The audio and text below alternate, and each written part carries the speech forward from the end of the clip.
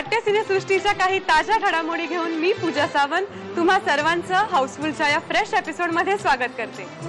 गेल्या दशकात म्हणजे 1997 आणि 98च्या दरम्यान एक अतिशय महत्त्वाचं नाटक मराठी व्यावसायिक रंगभूमीवर आलं होतं। या नाटकाचं नाव होतं अधांतर। हजारो गिरणी कामगारांच्या चुरडलेल्या स्वप्नांवर आज ही मुंबई उभी आहे। जयंत पवार यांच्या या पहिल्या नाटकातून गिरण गावाच्या सत्य परिस्थितीचं अतिशय वास्तवदर्शी आणि दाहक चित्रण रंगमंचावर करण्यात आलं होतं। समकालीन संदर्भ असलेलं हे नाटक त्यावेळी प्रेक्षकांच्या मनावर विशेष परिणाम करून गेलं होतं। तब्बल एका तपानंतर माइलस्टोन ठरलेल्या या नाटकावर आधारित एक चित्रपट येऊ घातलाय। हा चित्रपट एकाच वेळी मराठी आणि हिंदी या दोन भाषांमधून प्रदर्शित होतोय। दार मोशन पिक्चर्स निर्मित आणि सत्य अश्वमी फिल्म्स प्रस्तुत महेश मांजरेकर दिग्दर्शित सिटी ऑफ गोल्ड अर्थातच लालबाग परळ। मुंबई एकेकाळी गिरण्यांचं माहेरघर।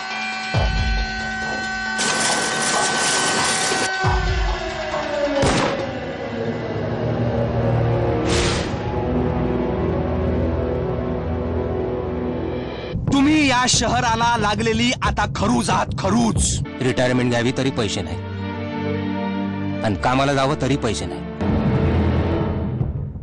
नाटककार जयंत पवार आणि खुद्द महेश मांजरेकर यांनी या चित्रपटाचं लेखन केलं असून कलाकारांची मोठी फौज असलेल्या या चित्रपटात सिद्धार्थ जाधव, विनय आपटे, सचिन खेडेकर, शशांक शेंडे, वीणा जामकर यांच्यासह सतीश कौशिक आणि सीमा विश्वास हेही मध्यवर्ती भूमिकेत दिसतील। चित्रपट कलावंतांसह शेकडो गिरणी कामगार आणि काही सामाजिक कार्यकर्ते यांच्या उपस्थितीत या चित्रपटाचा फर्स्ट लुक दाखवण्यात आला।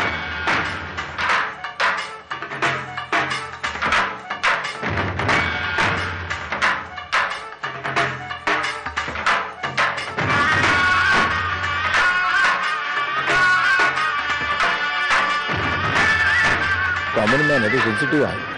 म्हणजे आज कुठे काही प्रॉब्लेम झाला ना तर सगळ्यात मोठं तो आम आदमीच पुढे येतो हेल्प करायला। तर समवेर ह्यांचे प्रश्न जे 28 वर्षापासून जो संप चालू आहे, आता त्यातले संप करणारे किती राहिलेत त्याचं पण कोणाला काही गिनती नाही। पण कधी ना कधीतरी म्हणजे समवेर मे दर सोल्स रेस्ट इन पीस जे नाही आहेत पण त्यांच्या सोलला तरी शांती लाभू दे। लेट देम, त्यांना न्याय मिळू दे। उपाशी मरेल कामगार पण आता ह्यांच्याशी चर्चा नाही।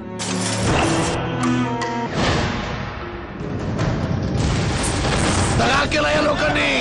ही माणसांची गोष्ट आहे, समूहाची गोष्ट आहे, गिरण धंद्याची गोष्ट आहे, बदलत्या वास्तवाची गोष्ट, अशा अनेक प्रकारे म्हणजे एका व्यक्तीपासून ते समष्टीपर्यंत ज्या समूहापर्यंत असा त्याचा व्यापक पट आहे। गेल्या आठवड्यात कुड्या होत्या त्या पण विकल्या। बाबा आई मरणार ना?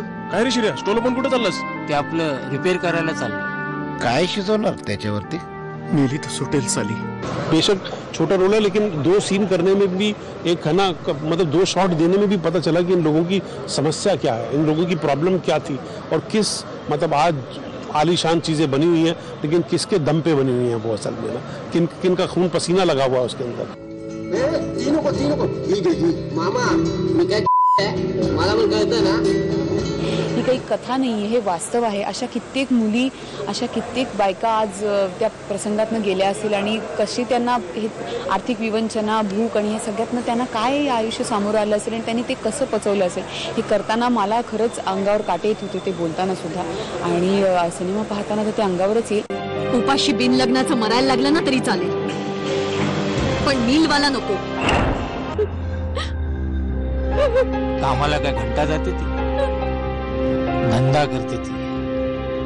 माझ्या बायकोकडे भाजीवाला पण बघत नाही। त्या सिनेमात मी स्पीड ब्रेकर नावाचा कॅरेक्टर करतोय जो त्या गिरणी कामगाराचा मुलगा आहे आणि काय सगळ्या गोष्टी घडतात एकंदर त्या संपामुळे प्रत्येकाच्या आयुष्यात काय घडामोडी घडतात या सगळ्या गोष्टी होतात। असली बंदूक काम नसल्यामुळे कशी एक तरुण पिढी बर्बाद झाली, एक अख्खी जनरेशन कशी वाया झाली त्या मिल संपामुळे।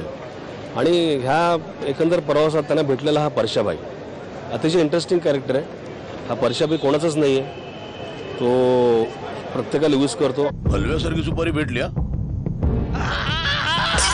कमीत कमी 2 पेटी छापशील काय? जे वडील सुद्धा न्यू सिटी मिल मध्ये वर्कर होते आणि मी त्यावेळेला ती परिस्थिती बघितली त्यामुळे मला माहिती आहे दार मोशनचं धाडस म्हणायला पाहिजे आणि महेश मांजरेकरचं की तो विषय पुन्हा एकदा ओपन झाला. आज ज्या मॉलमध्ये माझे मित्र काम करतात त्या मॉलमध्ये काम करताना त्यांना माहिती की ही जागा पूर्वी तिथे त्यांचे आई वडील सगळे कामाला होते आणि ती जागा आता नाही आहे. तिथे आता मिलची मॉल झालं आहे.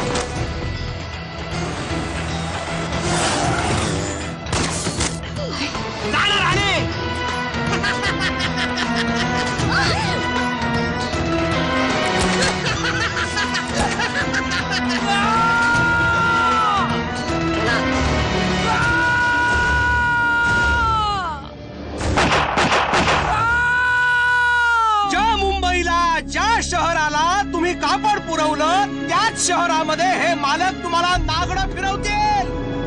झाली मुंबई सोन्याची.